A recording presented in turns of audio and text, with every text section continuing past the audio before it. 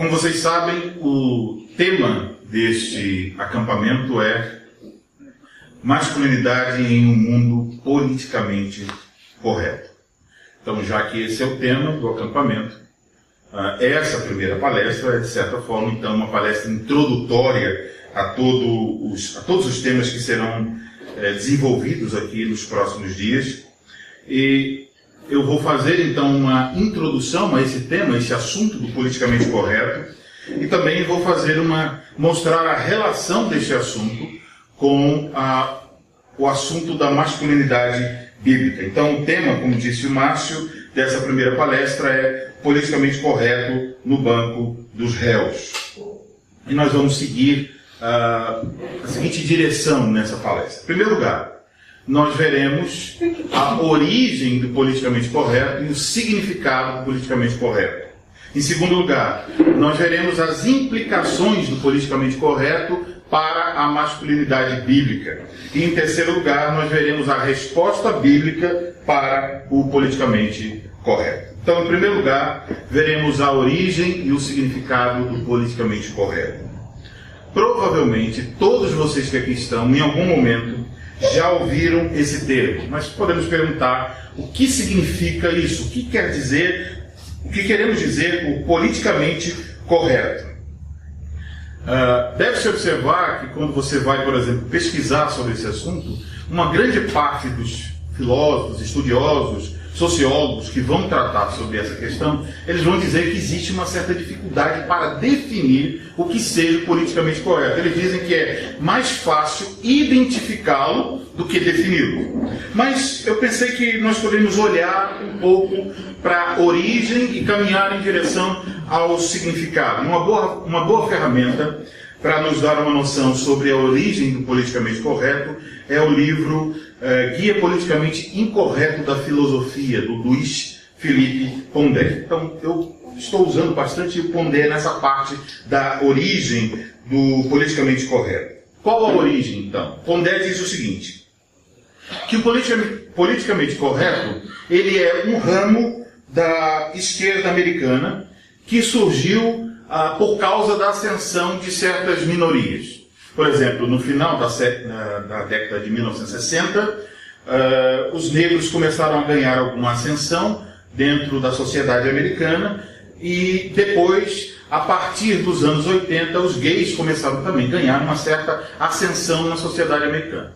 Esses grupos, tendo contato com os demais membros da sociedade americana, trouxeram um certo constrangimento. Qual?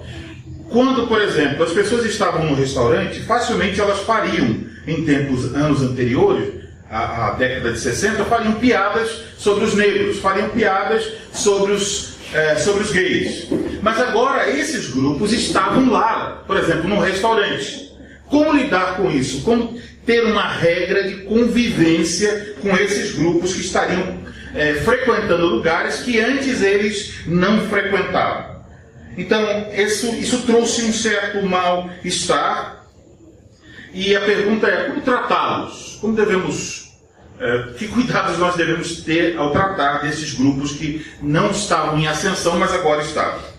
Então, no final das contas, esse problema não era um problema político. Ele era um problema de educação doméstica. Era dentro de casa que essas regras de convivência, de respeito ao próximo, são ensinadas. Mas o que aconteceu foi que logo foi criado um programa de governo, um programa político para lidar com essa situação. E esse programa, então, estava querendo dizer às pessoas, ajudá-las a lidar com essa situação diferente agora, como tratar essas pessoas e o que não dizer a elas, o que não dizer na frente delas, ser mais sensível a elas. Pensando então sobre esse nascimento dessa ideia, quando nós pensamos sobre isso, devemos observar também duas outras coisas. A primeira delas, que houve uma mudança considerável no pensamento de esquerda. A ideia que em muitos anos se propagou era a seguinte, que a minoria que salvaria o mundo, ou pelo menos o grupo, melhor dizendo, a classe que salvaria o mundo, seria o proletariado, seriam os pobres que salvariam o mundo. Mas houve uma mudança gradativa dentro do pensamento de esquerda, e então a ideia passou a ser que a salvação do mundo estava nas mãos dos excluídos, as minorias, mulheres, negros, gays, índios, estrangeiros, etc. Isso é um ponto que nós devemos levar em consideração para entender o politicamente correto. Segundo ponto é que o marxismo, que antes estava muito preocupado com questões de economia e questões sociais, ele foi ganhando um viés cada vez mais cultural.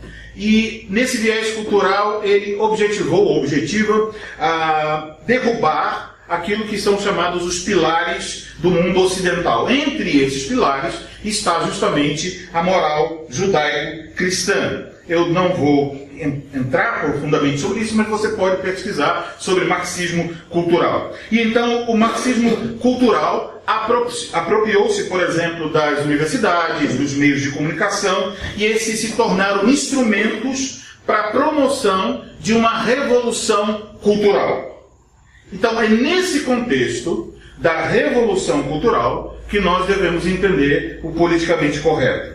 Então, o que é o politicamente correto? É justamente um movimento que busca moldar comportamentos, hábitos, gestos, palavras, para supostamente gerar a inclusão daqueles grupos que eu mencionei há pouco, de tal forma que esses grupos então pudessem ser recebidos na sociedade. Mas, na verdade, se você vai estudar um pouco sobre isso, você vai perceber que o objetivo realmente é de promover, através desta busca de moldar comportamento, hábitos, gestos e palavras, o objetivo é promover uma revolução cultural na qual a moral judaico-cristã seja substituída por aquilo que poderia se denominar de uma nova moralidade. Essa substituição ela é desenvolvida, então, a partir da seguinte ideia. E aí a gente começa já a caminhar para entender a relação com masculinidade. A partir da seguinte ideia, que a moral judaico-cristã, ela é, para eles, uma ideologia, então veja, de homens ricos, brancos, heterossexuais e cristãos. Então, para eles, todos esses termos são termos problemáticos.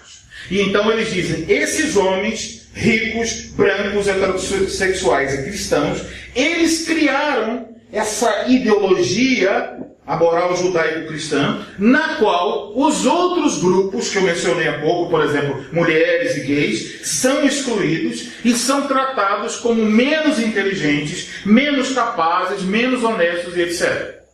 Então a ideia é que há esse poder do homem branco sobre as outras classes, e isso tem um vínculo para eles, então, com o cristianismo. Então, trata-se, portanto, de uma tentativa de reformar o pensamento, tornando certos comportamentos e certas palavras, certos comportamentos rejeitáveis e certas palavras indizíveis. Então, é uma imposição de censura baseada, então, em uma suposta moralidade. Não se encaixou na moralidade que eles defendem, que é contrária à moralidade judaico-cristã, então você deve sofrer a pena e a pressão contra você por não se encaixar nessa nova moralidade. Essa moralidade que eles desejam implantar, ela é concebida basicamente como a adoção de visões corretas. O que seria correto dentro desse pensamento? Ela é apresentada como uma virtude, mas uma virtude intimidadora. Você tem que se encaixar dentro desse modelo. Essa moralidade, ela é trabalhada através principalmente do vocabulário purificado. Então, certas coisas não podem ser ditas por causa que essas coisas ofendem ou podem ofender essas minorias. E também ela está fundamentada em um sentimento humano abstrato. A ideia é sentimental mesmo, até chegam a dizer sobre pessoas mimadas.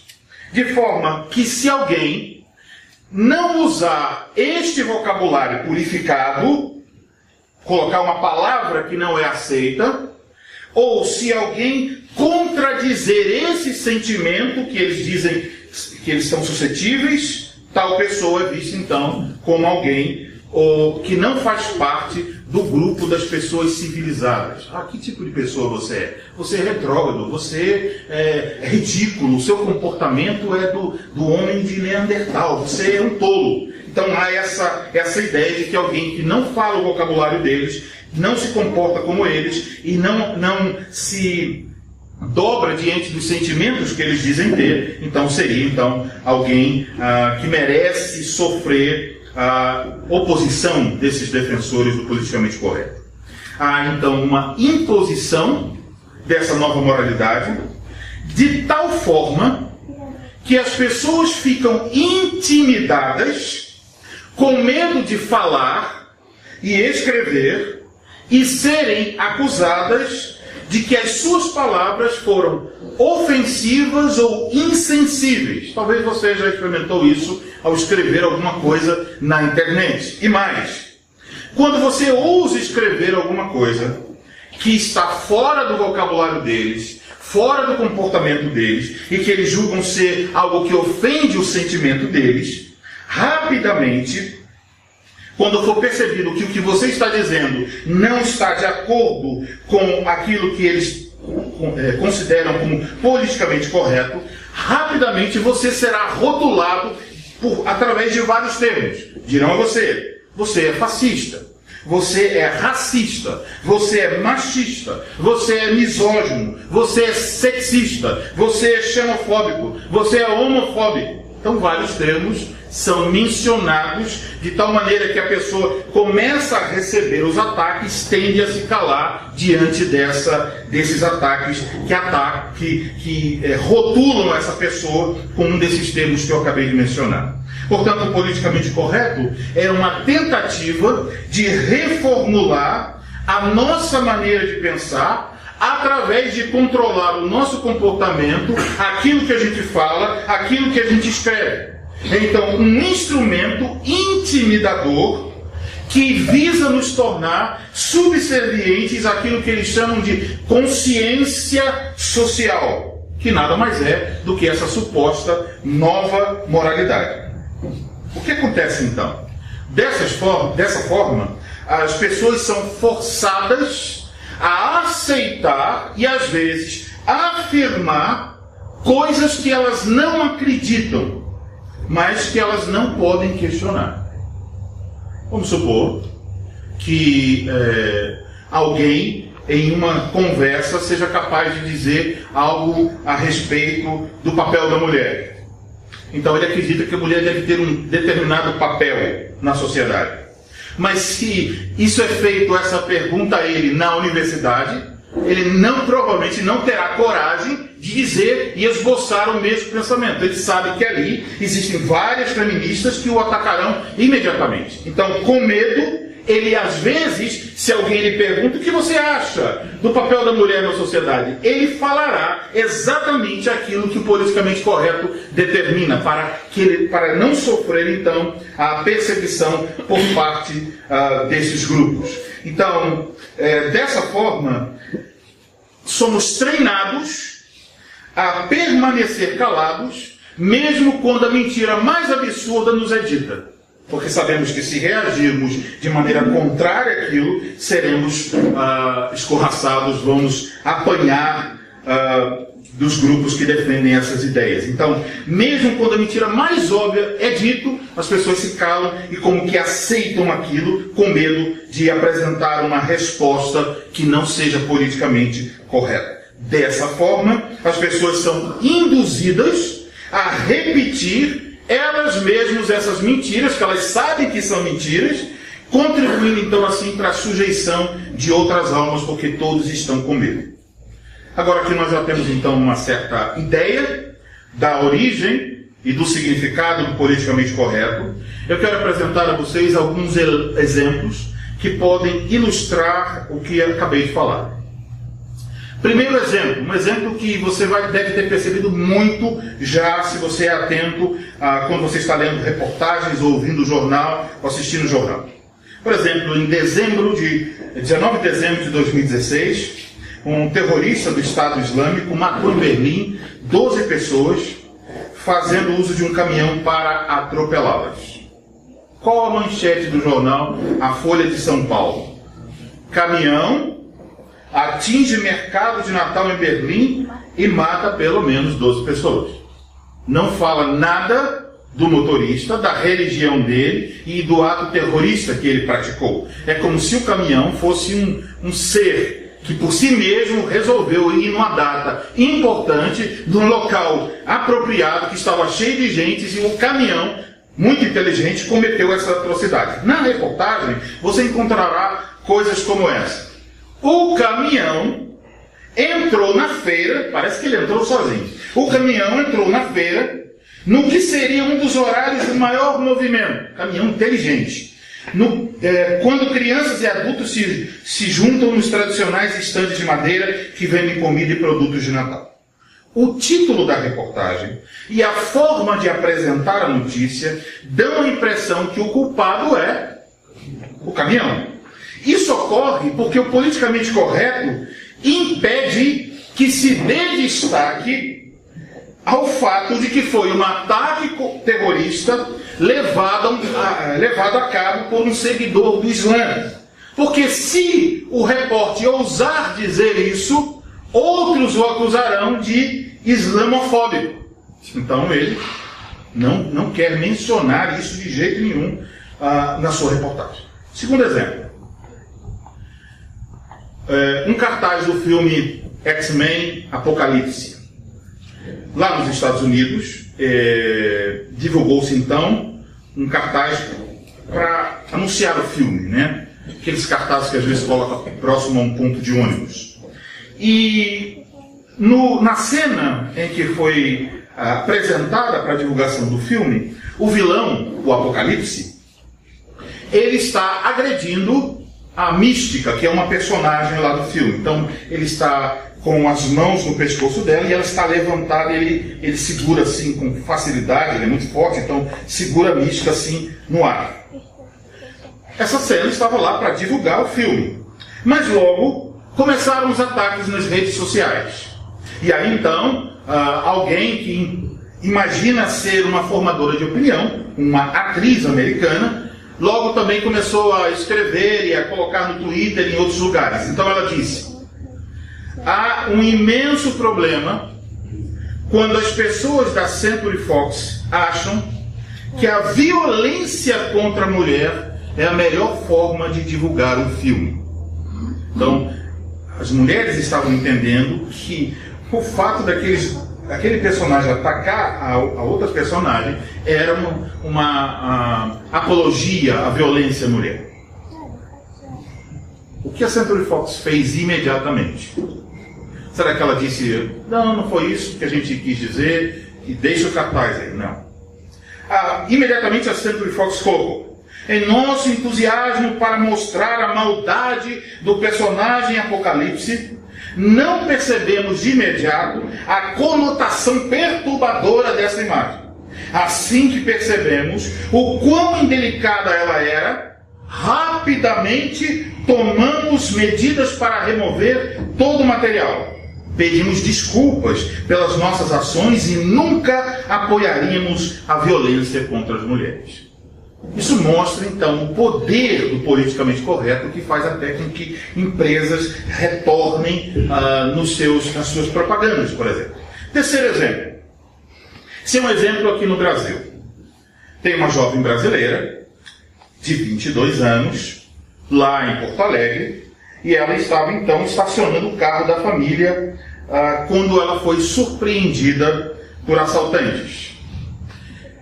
Depois, então, ela estava sendo entrevistada. E então perguntaram o que aconteceu. Ela disse: olha, eles pediram pela chave do carro e eu entrei em pânico. Eu não sabia o que fazer, eu congelei. Eu comecei a procurar a chave pelo bolso, mas não encontrava. Eles estavam armados, estavam me ameaçando, diziam que eu não deveria gritar. E eu não achava a chave para entregar, então me desesperei e comecei a gritar. E nesse momento, eles procuraram a chave, não acharam a chave, levaram meu celular e foram embora. E na fuga, um dos caras atirou. e o tiro atravessou meu braço, passou de raspão na minha barriga. Eu gritei por socorro, algumas pessoas vieram e me socorreram e encontraram a chave. Estava no porta-malas. Como você pode observar, ela tomou um baita susto, ela viveu uma situação muito ruim, constrangedora, de violência. Agora veja. Então a repórter perguntou para ela: você diria alguma coisa aos rapazes que lhe assaltaram? Ponto. Ela tem que responder de acordo com o politicamente correto. A sua fala vai sair no jornal. Então ela disse: olha, só consigo pensar em desculpas. Eu sinto muito, porque infelizmente o que aconteceu comigo é reflexo da sociedade em que vivemos. A repórter insistiu: você quer pedir desculpa a eles? Como se dissesse, aos caras que te assaltaram e quase te mataram, que eles atiraram em você? Ela disse sim. E a repórter então perguntou: por quê? Porque assim como eu fui vítima, eles são vítimas de tudo que vivemos hoje. É muito frustrante passar por uma situação como essa e ver que as pessoas se colocam nessas posições para sobreviver. Ela foi uma vítima, eles também são uma vítima. Está de acordo com o politicamente correto chamar os bandidos de vítimas. Eu poderia passar a noite toda aqui oferecendo exemplos absurdos do politicamente correto. Poderia falar, por exemplo, sobre um modelo plus size, né, aquelas modelos mais cheinhas. Essa modelo, ela emagreceu 108 quilos. E agora, ela recebe ameaças de morte das ativistas da gordura. Porque o fato que ela emagreceu trouxe um sentimento de tristeza para aquelas que eram gordinhas. Então, a ideia tinha uma modelo, ela é gordinha, então ela é um exemplo para nós. Veja como ela se veste bem, como ela é bonita. Então ela emagreceu e as fãs não emagrecem. Então elas mandaram mensagens ameaçando de morte essa modelo porque ela emagreceu. O fato dela emagrecer fere o sentimento daquelas que não emagreceram. Um outro exemplo. O exemplo do professor universitário que está sendo perseguido, se não me engano, na Noruega, por alunos da universidade, porque ele, nas aulas, não utiliza os pronomes de gênero neutro. Ele se refere a homem e mulher, então, como ele não usa pronomes de gênero neutro, ele está sendo processado por isso pelos estudantes. Um outro caso, esse aqui é na Noruega, um caso de um homem que foi estrupado por um refugiado somália, alguém da Somália. E aí então, ele foi estrupado, a lei caiu em cima desse refugiado, deportou o refugiado. E então, o homem que foi estrupado disse: eu estou muito triste porque eu fui a causa dele ter sido deportado. Coitado dele.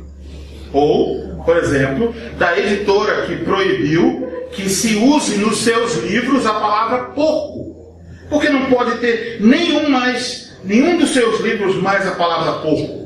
Porque isso pode ser ofensivo para os judeus, isso pode ser ofensivo para os muçulmanos. Mas esses exemplos aqui já são suficientes para nos dar uma ideia de como funciona o politicamente correto. Agora, em segundo lugar, veremos quais as implicações do politicamente correto para a masculinidade bíblica. Como nós já temos uma ideia do que é o politicamente correto, precisamos pensar agora o que queremos dizer quando falamos de masculinidade bíblica. Nós poderíamos pensar sobre isso e aprender sobre isso com base em muitos textos das Escrituras. Nós poderíamos olhar, por exemplo, para o Salmo de número 112, o Salmo 127, o Salmo 128. Poderíamos olhar para 1 Pedro capítulo 3, versículo 7, ou para 1 Timóteo 3 e Tito 1, que, conforme eu denomino, temos ali uma masculinidade qualificada. Poderíamos olhar para esses textos e ver a relação do que é ensinado neles com os ataques promovidos pelo politicamente correto. Mas isso ia requerer muito tempo olhar todos esses textos, e certamente os demais palestrantes vão trabalhar em algum desses textos. Então eu vou apenas olhar um outro texto que também fala da masculinidade bíblica. O texto que foi lido pelo irmão Márcio agora há pouco, Efésios capítulo 5, versículo 22 ao 33. E vamos observar esse texto, que esse texto, em resumo, ensina sobre a masculinidade bíblica e como o politicamente correto ataca este ensino. Note o seguinte: em Efésios 5, 22 ao 33, nós aprendemos uma questão importante, de maneira geral. Qual é? Que existe uma relação entre a masculinidade e o papel que Deus deu ao homem como líder de sua família. Portanto, conforme o ensino bíblico, o homem é chamado para liderar. Esse é um dos aspectos da masculinidade bíblica. No entanto, como bem observa o Douglas Wilson em seu livro Reformando o Casamento, a Escritura não trata a liderança do homem no lar como sendo uma coisa que ele deve lutar para ser. Mas a Escritura trata a liderança do homem no lar como um indicativo. Ou seja, ela, ao falar disso, apenas descreve o que ele é diante de Deus.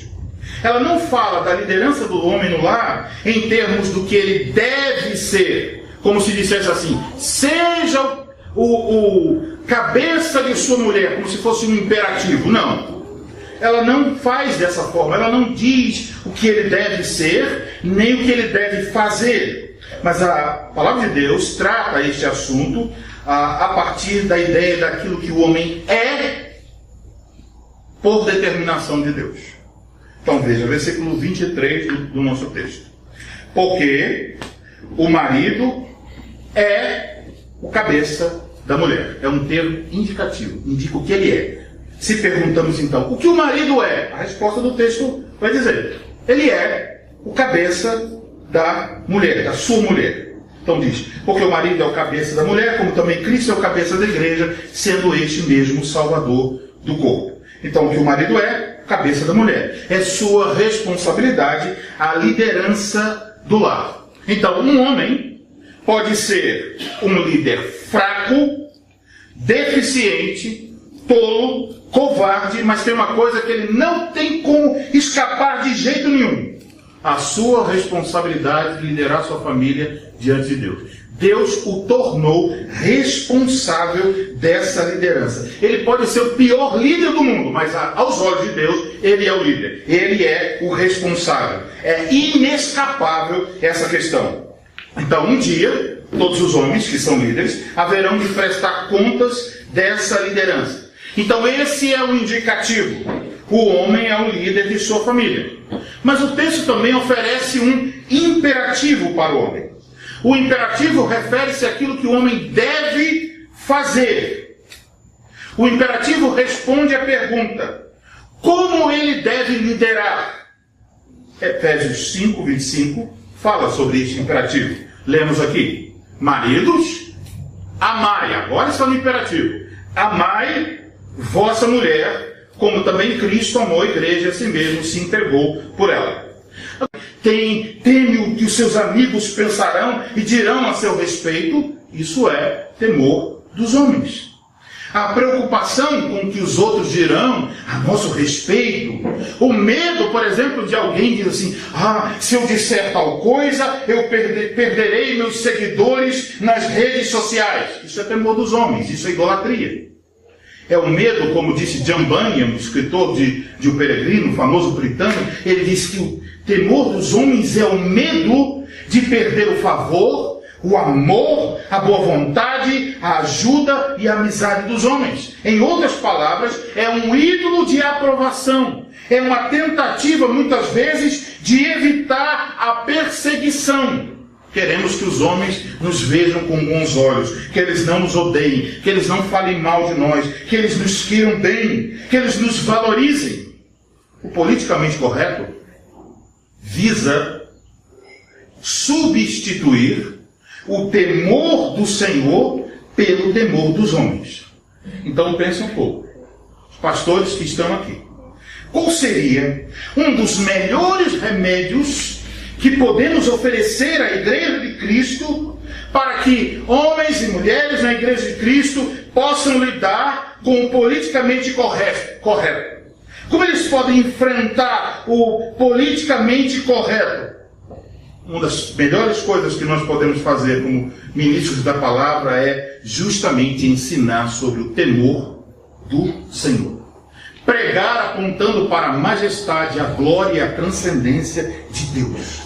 Isso então também já nos leva a muitos outros pensamentos. Você poderia pensar o seguinte: então significa que eu devo estar em uma igreja fiel, onde haja fiel pregação da palavra, porque se eu estiver ouvindo história da carochinha, domingo após domingo, ouvindo sobre a semana do pastor, isso não me mostrará a transcendência de Deus, isso não criará temor do meu coração, e isso me fará amigo dos homens e não amigo de Deus. Muitas consequências poderíamos pensar a respeito disso, mas não é o assunto aqui da nossa palestra. Então, o remédio para lidar com o politicamente correto é justamente aprender mais sobre o temor do Senhor. O que ele é, como ele pode ser adquirido, como ele pode ser aplicado. Isso deve ser ensinado no púlpito, isso deve ser ensinado pelos presbíteros nas visitas pastorais, isso deve ser ensinado por cada homem em sua casa aos seus filhos. As famílias devem ser conduzidas ao temor ao Senhor. Isso tem a ver com a vida comum no lar. Como eu vou lidar com o trabalho, como eu lido com a comida que está sobre a minha mesa, como eu vou para o culto. Por exemplo, se você é um homem e de repente você, num belo domingo, você diz para o seu... Ou, vamos supor, você diz para o seu filho no domingo: meu filho, veja, hoje nós não vamos no culto, porque temos que ir no aniversário da tia fulana de tal. Porque se a gente não for no aniversário da tia fulana de tal, ela vai ficar extremamente chateada conosco. O que o seu filho aprende? Ele aprende a temer a tia, mas ele fica imaginando: não é tão importante assim estar no culto, porque Deus, né? Deus não devo temer a Deus, devo temer a titia, e o que ela vai pensar se nós não formos no seu aniversário? Vai incutindo no coração do menino a falta de temor do Senhor. E se isso se repete, e se não há ensino, se a escritura não é aberta, ele se torna um adolescente e logo ele diz: eu não quero ir mais ao culto, não quero ir mais à igreja, não quero saber nada de evangelho. E talvez o homem vai fazer a pergunta mais estúpida que pode fazer: onde foi que eu errei? Provavelmente em tudo. Você deveria conduzir seu filho com muito temor ao temor do Senhor. Então perceba: homens que temem a Deus não se prostrarão diante das ameaças do politicamente correto. Não sentirão medo de falar e de expressar uma masculinidade bíblica, não sentirão medo nem vergonha de buscarem ser parecidos com Cristo. Quando alguém disser: isso aí é coisa da Bíblia, você dirá: exatamente. Isso aí você querendo ser como Jesus, exatamente. É isso mesmo. Não tenho vergonha de dizer: eu quero ser como Jesus Cristo, eu quero ser um homem como Ele. Isso nos leva ao terceiro passo. Então, o primeiro passo, reconhecer o politicamente correto. O segundo passo, que acabamos de mencionar, é você realmente substituir essa pressão do temor dos homens pelo temor do Senhor. E o terceiro passo eu descrevo como viver e falar corajosamente como um homem que imita Cristo. Amados irmãos, vocês temem a Deus? Então lancem fora todo temor dos homens. Não temam a perseguição se ela vier. Porque a Bíblia diz: se isso acontecer, regozijai-vos no Senhor. Mateus 5, versículos 11 e 12. Perceba, em muitos casos, o preço que deve ser pago pela nossa fidelidade ao Evangelho não é ser enforcado, não é ser lançado na fogueira, mas é ser tido como... é ser acusado de homofóbico, de misógino, de racista ou de qualquer outra coisa que eles queiram usar para acusar você. Significa ser ridicularizado como alguém ultrapassado, como um homem de outro século. Mas, se essas coisas acontecerem, não se recolha com medo de desagradar os outros. Como se você tivesse que esconder a sua fé. Como você tivesse que esconder o que significa ser homem. Não deixe que o temor dos homens silencie o seu testemunho a respeito de Cristo. Não deixe que o temor dos homens impeça você de viver para a glória de Deus.